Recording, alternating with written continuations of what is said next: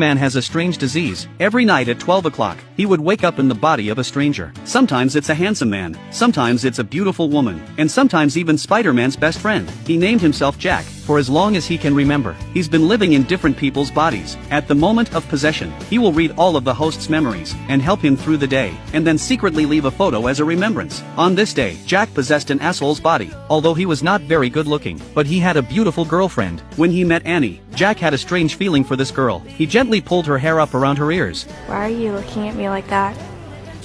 Like what? Maybe it would be fun if we just went somewhere. Like after school? Or even now. Is that something we do? Well, couldn't it be? Annie didn't expect her boyfriend to go along with it uncharacteristically. They sang the girl's favorite song in the car together. They went to the aquarium. Her boyfriend had never cared for her like that before. At that moment Annie felt so happy. The distance between the two of them had gradually grown closer. Annie couldn't help but tell him about her problems with her father. He comforted her gently and told her, "You have a beautiful smile." Annie was so happy to be sent home by her boyfriend. She thought it was the happiest day of her life. That's the nice note. Also, your mouth tastes so much better when you don't smoke. I'll try to remember that.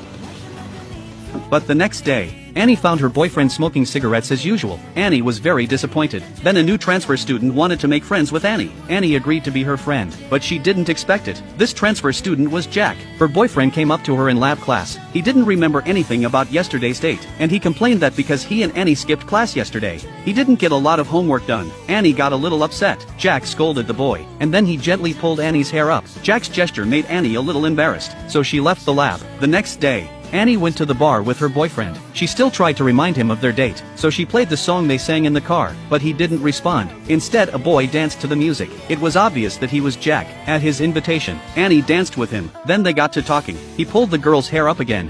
I just know that you can be attracted to way more people than you think. How do you know?